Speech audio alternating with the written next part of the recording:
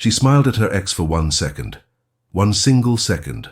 And the most feared Yakuza boss in all of Osaka went terrifyingly silent.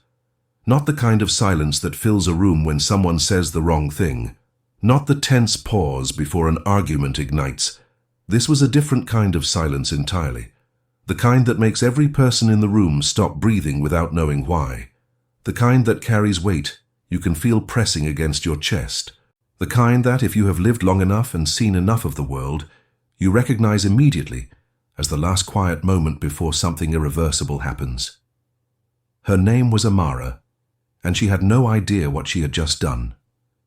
If you have ever been in a situation where one small innocent gesture shifted everything around you in ways you could not explain or control, stay with this story.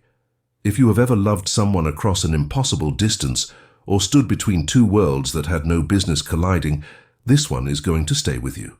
Subscribe to the channel and stay until the end, because where this story goes will absolutely surprise you. Amara Ose was 31 years old. The kind of woman who carried herself with the quiet confidence of someone who had learned early that the world does not give you things. You build them, you earn them, or you go home. She had grown up in Accra, the second daughter of a seamstress and a school teacher, in a household where discipline was a form of love and excellence was the only acceptable language. She had studied textile engineering on a scholarship, graduated near the top of her class, and been recruited at 26 by a mid-sized Japanese fabric manufacturing company called Shirogane Textiles, which had been expanding aggressively into West African markets and needed someone who understood both sides of that equation. Amara understood both sides better than anyone they had ever interviewed. She spoke English and Twi fluently, was conversational in French, and had spent her final university year learning Japanese specifically because she had already decided that Japan was where her career would take her next. She was right. Within 2 years she was working in Osaka. Within 3 she had been promoted to regional liaison manager, the youngest person and the only African woman to hold that title in the company's 40-year history. She dressed impeccably. She worked with surgical precision. She did not waste words, and she did not tolerate people who did. Her colleagues respected her with the particular kind of respect that contains a slight edge of intimidation, which is the only kind worth having in a competitive industry. Her personal life, however, was quieter, more complicated in the way that quiet things often are. She had been in a relationship for nearly 2 years with a man named Kofi, another Ghanaian expat working in Osaka as a pharmaceutical distribution consultant.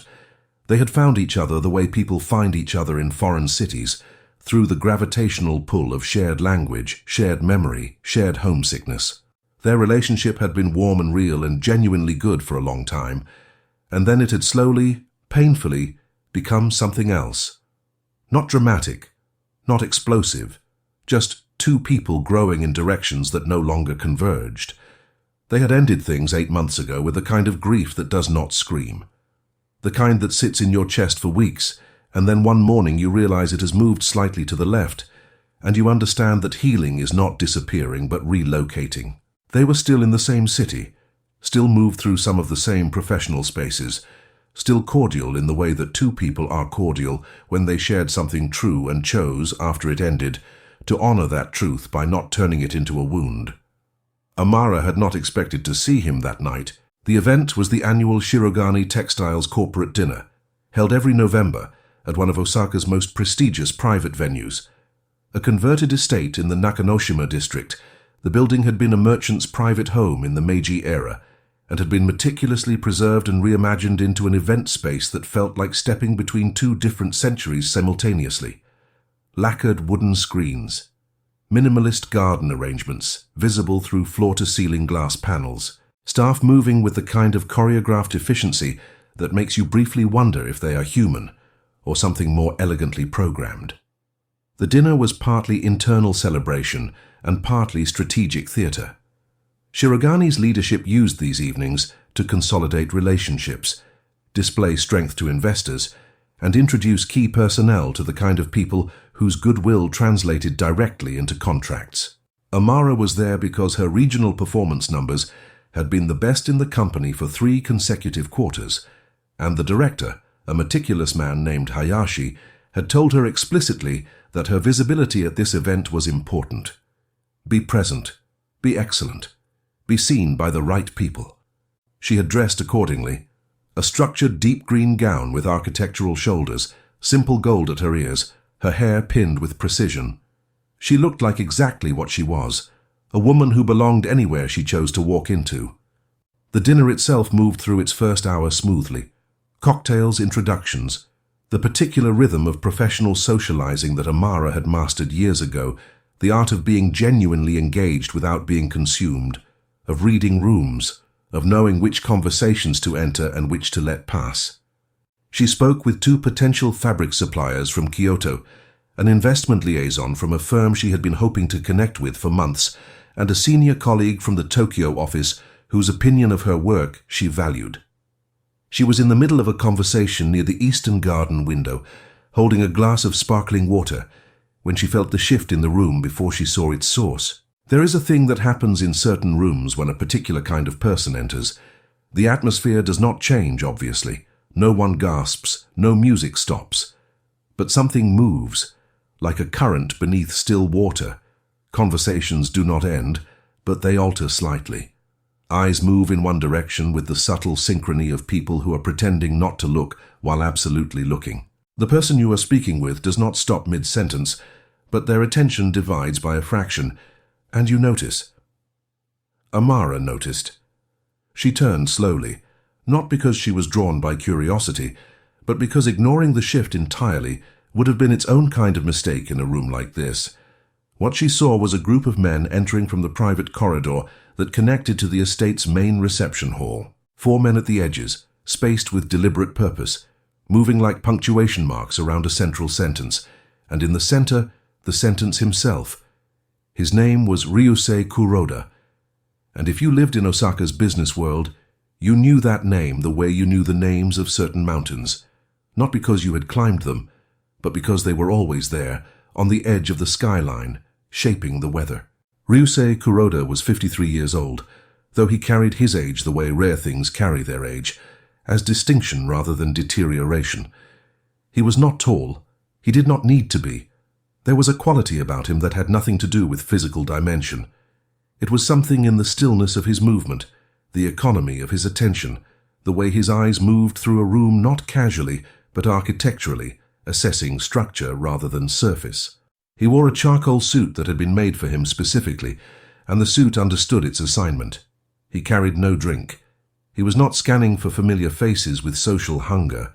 He was simply present, and his presence was its own form of pressure. Amara knew who he was because in her industry, in this city, you did your homework or you made expensive mistakes. Ryusei Kuroda was the principal executive behind Kuroda Holdings, a conglomerate with legitimate interests in real estate, logistics infrastructure, private hospitality, and high-end textile importation. He was also, according to what everyone in the business world knew but articulated carefully, deeply connected to the Kuroda Kai, one of the oldest and most disciplined Yakuza organizations in the Kansai region, not in the cinematic sense of visible menace and theatrical violence. The Kuroda Kai operated in the register of institutional power, old alliances, favors extended over decades, the kind of organization that did not need to be loud because everyone already understood the language. Shirogane had business with Kuroda Holdings, specifically a logistics contract that routed a significant portion of the company's regional distribution through Kuroda-affiliated infrastructure. Director Hayashi had mentioned to Amara once, in the oblique way that her director mentioned everything uncomfortable, that maintaining the goodwill of Kuroda Holdings was one of the more sensitive and non-negotiable priorities of the company's operational calendar. He had used the word sensitive 3 times in 2 sentences. Amara had understood, so she registered his arrival, noted it, and returned her attention to her conversation. She was not someone who performed nervousness. Whatever she felt internally, her exterior remained the same. Composed, present, exact. What she had not registered, because she had no reason to, was that Kofi was also at the event. She discovered this approximately 20 minutes later, when the dinner seating began, and guests moved from the cocktail reception toward the main dining hall. In the slow reorganization of bodies through a narrowing corridor, she nearly walked directly into him. Kofi Mensah had not changed in 8 months in any way that mattered. He was still warm in that immediate, involuntary way that some people simply are, the kind of warmth that does not perform itself but simply radiates. He looked momentarily startled, then genuinely uncomplicated, pleased to see her. He said her name the way he always had, like it was a word he liked the shape of. She said his. And then, because 8 months had passed and they had loved each other with honesty and ended things with grace, she smiled. Not a large smile. Not a lingering smile. Not the smile of someone reaching backward toward something lost. A warm, real, brief smile. The kind that says, "I remember you kindly. I am glad you exist in the world." 1 second. Maybe less. She did not know that Ryusei Kuroda was 4 meters behind her. She did not know that he had noticed her the moment she entered the room, in the way that this particular man noticed things that interested him. She did not know that for the past 40 minutes he had been watching her navigate the room with what he had privately assessed as uncommon intelligence and control. She did not know that he had asked one of his associates, quietly and without visible curiosity, who she was. She did not know that the name Amara Ose had been spoken aloud in his vicinity once, and that he had filed it with the precision of a man who had built 40 years of power on knowing exactly what to remember and exactly what to discard. She did not know any of this. She smiled at Kofi for 1 second, and Ryusei Kuroda, 4 meters away, went terrifyingly silent. The man beside Kuroda, a logistics executive named Tanaka who had been speaking to him mid-sentence, felt it before he understood it. The conversation did not stop. Kuroda did not visibly react. But something in him closed, a quality of attention that had been, until that moment, calibrated outward, retracted inward. Tanaka, who had known Kuroda for 11 years, recognized the specific texture of that silence and stopped speaking, not because he was told to, because every instinct he possessed told him this was not a moment for sound. Amara and Kofi exchanged perhaps 20 more words. Brief, warm, professionally cordial. "How are you?" "Good. And you?" "You look well." "You too." She moved toward her assigned table. He moved toward his. It was entirely, completely unremarkable. Inside the mind of Ryusei Kuroda, it was not. Here is what you need to understand about Ryusei Kuroda, and I ask you to stay with this because it is the thing that makes every other moment in this story make sense. He had been married once, for 9 years, to a woman named Miyu, who had been brilliant and contained and had loved him with the particular bravery of someone who fully understood what they were choosing and chose it anyway. Miyu had died 11 years ago of an illness that moved faster than anyone around her was prepared for. He had sat beside her through the final 3 weeks, and emerged from that period a man who had closed something in himself so carefully and so completely that the people closest to him sometimes wondered, privately and never aloud, whether it was still there at all. He had not been with anyone since Miyu in any real sense. Not from lack of availability, from lack of interest, from a quality of internal discipline that the people in his world respected because they did not fully understand it, which is often why things are respected. He had watched a woman he had never spoken to smile at a man who was clearly someone from her past. A private smile, small, genuine. The smile of someone who does not perform her emotions for audiences because she does not need to. And something in Ryusei Kuroda, something that had been sealed with extraordinary care for 11 years, registered that smile the way a seismograph registers a tremor that no one else in the building has felt yet. The silence was not anger. It was not jealousy. It was something more disorienting than either. It was the silence of a man who has just discovered, unexpectedly and without preparation, that he is still capable of wanting something. And he did not know what to do with that. Dinner progressed. The courses arrived with the quiet ceremony that characterized the venue. Conversation flowed in 3 languages around the long central table. Amara was seated toward the middle between 2 Shirogane colleagues, and she performed the evening with her characteristic intelligence. She was engaged, precise, occasionally funny in the dry, understated way that she was, and she could feel the director's satisfaction from 6 seats away. She was not thinking about Ryusei Kuroda. She was not thinking about Kofi. She was thinking about the Kyoto supplier conversation and whether she should follow up before or after the new year. She became aware of Kuroda again near the end of the final course, not because he approached, because she caught in the peripheral awareness that highly attentive people develop without trying, that he had been looking at her twice in the last 10 minutes. Not staring, not intrusively, but looking with the quality of attention that is different from social scanning because it has a specific object. She registered it, filed it, did not react. After dinner, as guests moved into the reception garden for the final hour of the evening, she was standing with a glass of tea near one of the low-lit stone lanterns when Tanaka appeared at her elbow, the logistics executive, and introduced himself.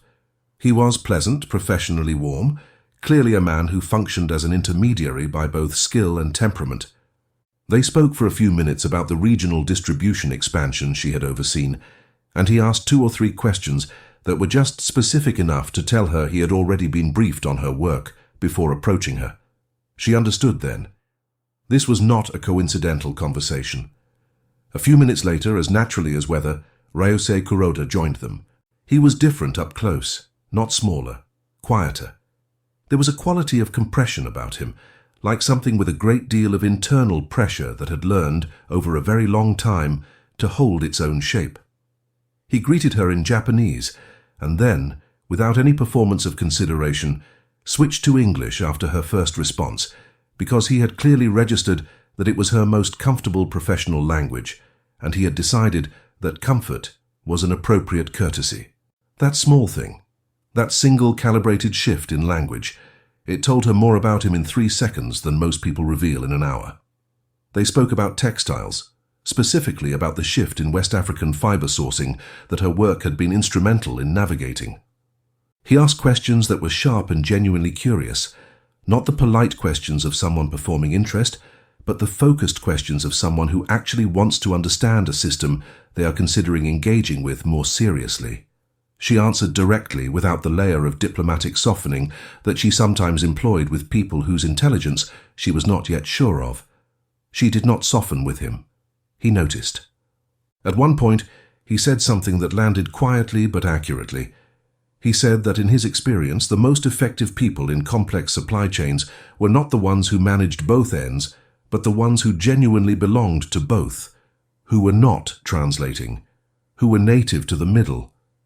She looked at him for a moment. Then she said, that was the most precise description of her job she had ever heard from someone outside it. He said nothing.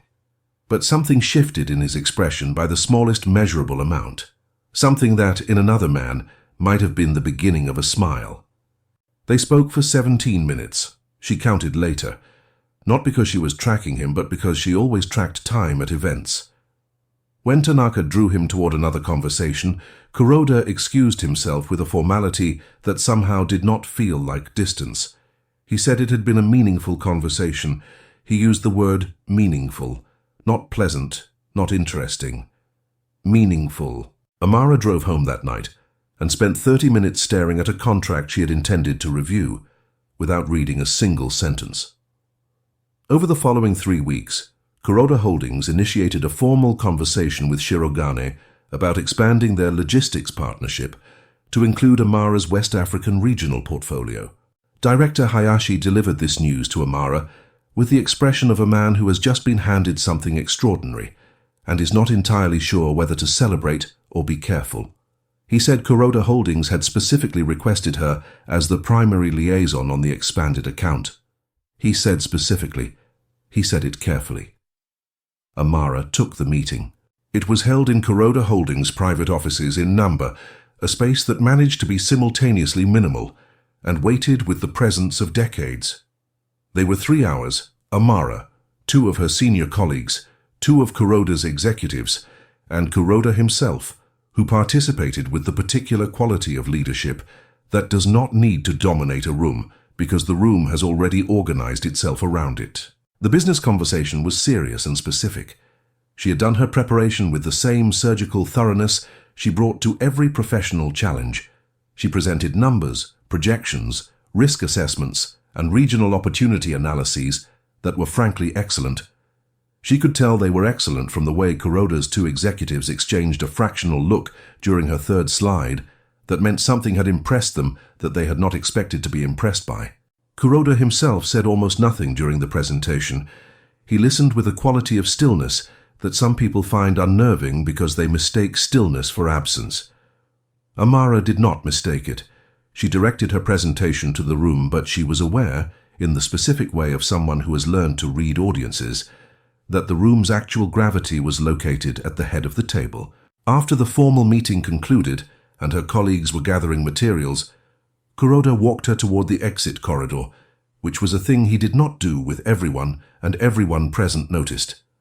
They spoke briefly, professionally, about the projected timeline, and then he said in a tone that was measured and careful in the way that very deliberate people are careful, that he had found himself wanting to ask her something outside the context of the business conversation. She waited. He said he was aware that this was an unusual thing to say in this context. He said unusual not as an apology, but as an acknowledgement.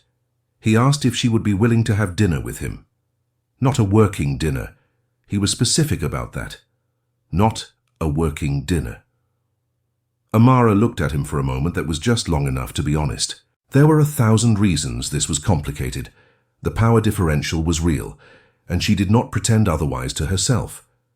The nature of his world was something she understood imperfectly, but clearly enough to know it carried weight she had not agreed to carry. He was 22 years older than she was. He was Japanese and she was Ghanaian, and they had met 3 times, and she was the liaison on his company's contract, and the entire geometry of it was jagged and asymmetrical and genuinely not simple. She said yes, not because the complications disappeared, but because the look in his eyes when he asked, which he had kept steady and shown her nothing of what it cost him, told her something important. It told her that this was not a man accustomed to asking, that asking her had required him to unlock something he had locked a very long time ago. She had enough respect for courage, in any form, to honor it with an honest answer. They had dinner 11 days later, at a small restaurant in Kitahama that had no sign on the door and required a reservation made through a contact and served exactly 1 set menu per evening to exactly 8 guests at a time.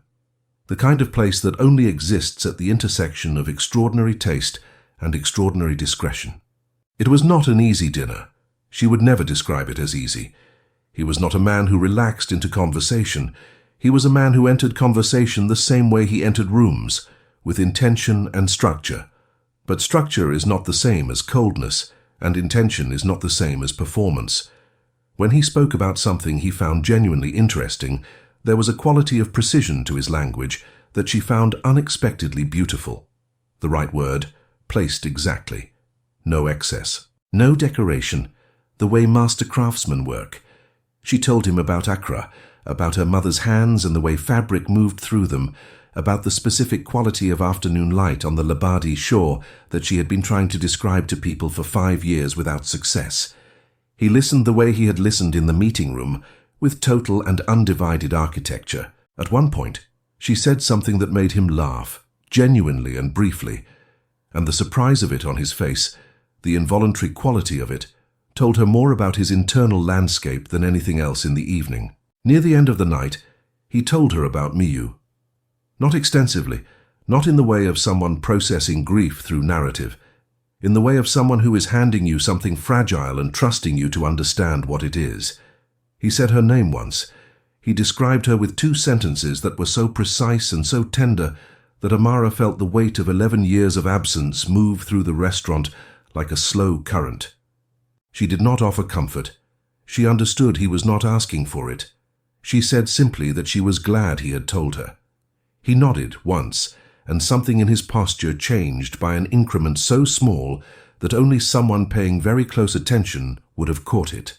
They left the restaurant at separate times, because he was a man who understood that certain things needed to be handled with care in the world he inhabited. He had his driver take her to her apartment. They did not touch. He said good night at the car, and thanked her in a way that had nothing perfunctory about it. She went inside and stood in her kitchen for a while without turning on the lights. Over the following 2 months, they navigated something that had no clear name, and required a kind of delicate, mutual intelligence that neither of them discussed explicitly, but both of them exercised with visible care. They saw each other 7 times. Business and non-business occasions mixed in a proportion that shifted gradually toward the latter. Each time the architecture between them became slightly less formal, not because formality was abandoned, but because it transformed, the way ice transforms, into something still structured but flowing. The moment that changed everything arrived on a Tuesday evening in late January at her apartment, where he had come for the first time. She had cooked, which was something she did rarely and only for people she genuinely cared about feeding. He had arrived exactly on time, which she had expected, carrying nothing, which she had not expected, and then explained without being asked that he had not known what to bring and had decided that arriving empty-handed and honest was preferable to arriving with something selected by an assistant. She found this so unexpectedly accurate that she told him so. After dinner, they were sitting with tea near her window that looked out over the city. He had been telling her about a small island in Nagasaki Prefecture where he had spent 2 weeks every year as a child with his grandfather, and there was something in the way he described it, the specific particular detail of it, the texture of the wooden pier at low tide, the smell of the fish drying in the afternoon, the quality of silence on that water, that cracked something open between them that all the careful distance of the previous months had been holding back. She reached across the small table and put her hand over his. She did not explain it. She did not frame it. She simply placed her hand over his and looked at him. He looked down at her hand, then up at her, and the face of Ryusei Kuroda, which had been trained by decades and loss and the particular discipline of a life lived in the hardest registers, became, for one unguarded moment, the face of a man who has just been found after a very long time of being alone, in a way he had convinced himself was simply how things were. He turned his hand over under hers, held it, said nothing, but that was the thing about him that she had understood from the beginning and had come to value more than almost anything else. The silence of Ryusei Kuroda was not emptiness. It was a language, and she had learned it. Here is what I want you to sit with before this story ends. There is a moment near the beginning of this story that seems on the surface almost absurdly small. A woman smiled at a man she had once loved, briefly and honestly, in a room full of people. 1 second. And across a distance of 4 meters, another man went silent in a way that everyone around him felt without being able to name. That silence was not about jealousy. It was not about possession. It was about recognition. The specific, rattling shock of recognizing something you had stopped believing existed. Ryusei Kuroda had looked at a woman expressing a private, unperformed, genuine emotion toward another person, and had understood before he even knew her name that she was someone who could not be managed or contained or strategically engaged. She was simply real, and real was something he had not allowed himself to want for 11 years, because wanting it and not having it was a pain he had decided, in the long aftermath of Miyu, he was not willing to carry again. He had been wrong about being willing. That is what the silence was. Amara, for her part, had not set out to find anything that evening. She had gone to do her job with excellence, as she always did. She had smiled at a man she had loved, and no longer loved romantically, as any decent human being would. She had moved through the room with the same precision and intelligence she brought to every space, and she had somehow, in being exactly and entirely herself, become visible to someone who had not wanted to see anything for a very long time. There is something in that worth keeping. The things we do when we are simply being ourselves, without performance, without strategy, without the labor of impression management, are the things that tend to reach people who are genuinely worth reaching. Amara was not trying to be extraordinary that night. She was trying to be present. And presence, real presence, is the rarest thing in any room. The story of Ryusei Kuroda and Amara Ose does not end neatly, because real things do not end neatly. His world remained complicated in ways she had chosen to see clearly rather than pretend away. The cultural distance between them was real and required real work, the kind of work that cannot be shortcut by affection alone. His organization's history was something she had asked him about directly, in the 5th week. with the same directness she brought to everything, and he had answered her with the same precision he brought to everything, and the conversation had been long and uncomfortable and necessary, and had changed nothing and everything simultaneously. What they had was not a fairy tale, it was something harder and more durable than that. If you have stayed this far, I think you understand why. If this story reached something in you, share it with someone who might need to hear it today.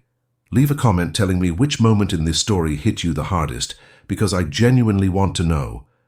And if you are here for the first time, subscribe and stay. Because every story on this channel is built to stay with you long after the screen goes dark. Amara Ose smiled at her ex for 1 second. The most feared man in the room went terrifyingly silent, and somewhere in the space between those two truths, something began that neither of them had planned, both of them had earned, and neither of them would ever be willing to call anything less than worth every complicated, beautiful, difficult step. Some things do not begin with fanfare. They begin with a single second of honest emotion in a crowded room, and a silence that only one person in the world heard for what it really was.